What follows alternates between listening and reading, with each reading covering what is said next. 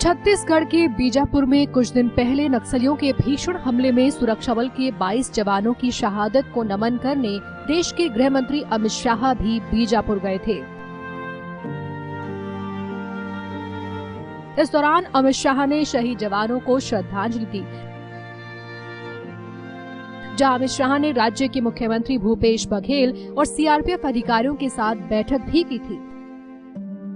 बैठक के बाद गृह मंत्री ने कहा था कि देश की शांति और विकास के लिए बलिदान देने वाले शहीद जवानों के उद्देश्य को हर हालत में पूरा करेंगे।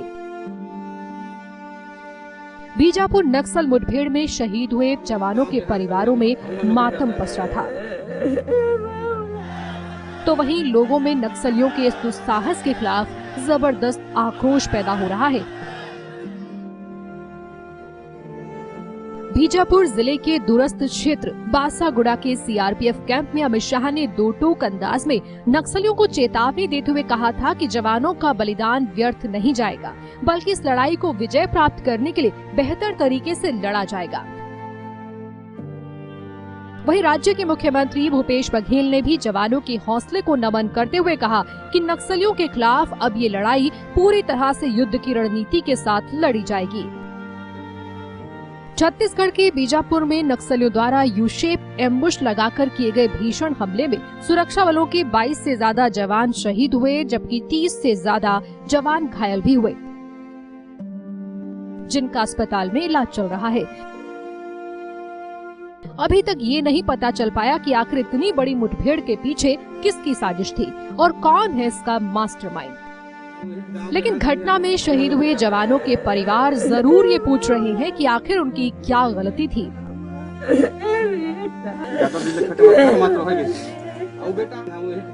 उन्होंने नक्सलियों का क्या बिगाड़ा था। शहीद जवानों की विधवा हुई पत्नियां, अनाथ हो चुके बच्चों की रोती आंखें यही पूछ रही हैं। बीजापुर जिले के तर्रेन में नक्सलियों की गोलीबारी का जवाब देते हुए शहीद हुए जवानों में राजनांदगांव जिले के अलीखूंटा के वीर सपूत जगतराम कंवर भी शामिल हैं। शहीद आरक्षक जगतराम कंवर 2013 में एसटीएफ में शामिल हुए थे और बीजापुर में नक्सल मोर्चे पर तैनात थे। उनके गृह गांव में पूरे राज्य के सम्मान के साथ उन्हें गार्ड ऑफ ऑनर देकर अंतिम विदाई दी गई। सर्च ऑपरेशन के दौरान हमारे 22 जवान शहीद हुए थे, मैं उनको नमन करता हूं और यहाँ भी आज श्रद्धांजलि अर्पित करने हम लोग आए हैं। शहीदों का बलिदान व्यर्थ नहीं जाता और जिस प्रकार से भारत सरकार और छत्तीसगढ़ की सरकार मिलके विशेष कार्य योजना बनाने की बात सामने आ रही है, तो मैं उम्मीद करता हूं कि आने वाले समय में इसका समाधान भी निकल सकेगा। जो वीर होते हैं वो इस दिन का इंतजार करते हैं कि भारत माता के चरणों में अपने आप को समर्पित कर दें, अपने आप को चढ़ा दें और एक पुष्प की भारत माता में हो, किसी भी मूर्ति में हो, किसी भी देवी देवता में हो, खिले हुए पुष्प उसमें चढ़ते हैं। जो सुगंध है वो चाहता है कि मैं भारत माता के ही और मूर्ति पर चढ़ूं। आज ये हमारा अलीखूंटा का ये नौजवान जो वीर गति को प्राप्त हुआ, उस पर पूरा ये गांव, पूरा राजनांदगांव क्षेत्र ही नहीं, पूरा संपूर्ण छत्तीसगढ़ देश गर्व करता है। किंतु दुखद यह है कि ऐसे लगभग 25 के आसपास जो ऐसे वीर गति को प्राप्त किए हैं, कहीं ना कहीं व्यवस्था पर, शासन पर जवाबदेही जाती है। आखिर यह घटना क्यों? जो बीजापुर में जो बहुत दुखद घटना जिसमें शहीद हुए हैं, उसी में से हमारा एसटीएफ का जवान जगतराम कंवर जो है राजनांदगांव का जिले का रहने वाला है, तो आज उनका जो पूरा सलामी देके यहाँ पे उनका अंतिम संस्कार का यहाँ पर किया जा रहा है। तो जिसमें हमारे पूरे प्रभारी मंत्री और सारे राज्य के सब लोग यहाँ पे उपस्थित हुए हैं बढ़ चढ़ कर, और इनका जो कोई भी शहादत व्यर्थ नहीं जाएगी और इनका बहुत ही जल्दी ये माओवादी जितना भी है ये समस्या का निराकरण किया जाए। हमारे आदमी तो देश के लिए अपने कुर्बान दे दी, हमारे आगे पीछे में कोई नहीं है। शासन से मांग करत हूँ और बच्चा तीनों से माने पैन में खड़ा होना चाहते हैं। सरगुजा के लखनपुर विकासखंड के ग्राम अमदला का रामशंकर सिंह पेकरा भी शहीदों में शामिल है।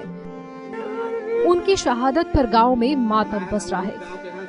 शहीद जवान 1 महीने पहले ही घर आए थे, लेकिन किसी को मालूम नहीं था कि अब वो फिर से घर वापस नहीं लौटेंगे।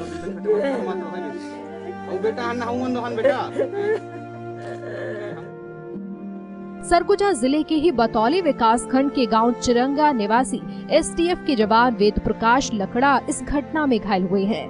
वेद प्रकाश का रायपुर के निजी अस्पताल में इलाज चल रहा है। वाले लोग आए थे, घर में बताया कि आपका भाई जो है मतलब शहीद हो गए हैं करके बताया। अभी बीच में बात नहीं हुआ था, ड्यूटी जाने के बाद बहुत कम बात हो पाता है। कभी कभी उनको टाइम रहता लगाते थे, इधर से लगाते हैं तो लगता भी नहीं है इतना, है ना। तो अचानक सूचना आया तो हम लोग और उनसे पूछे भी, पुलिस वाले लोग थे कंफर्म है क्या, तो वो लोग बोले क्रिटिकल कंडीशन है। मतलब वो डायरेक्ट बताना नहीं चाहे कि क्या कुछ कहे, उनका भी मनसा है ना। बाद में पता चला तैयारी करो ऐसा कुछ हो गया है। फिर हम लोग पूरे कल ही तैयारी कर लिए थे। और में मम्मी पापा हैं, 2 भाई हैं और बहन भी हैं, 2 बहन हैं। कुछ ऐसा ही गमगीन माहौल रहा जांजगीर चांपा जिले के माल खरोदा क्षेत्र के गृहग्राम पेहरीत में, जहां शहीद जवान दीपक भारद्वाज का पार्थिव शरीर पहुंचते ही लोगों की भीड़ जमा हो गई और नम आंखों से शहीद को श्रद्धांजलि दी।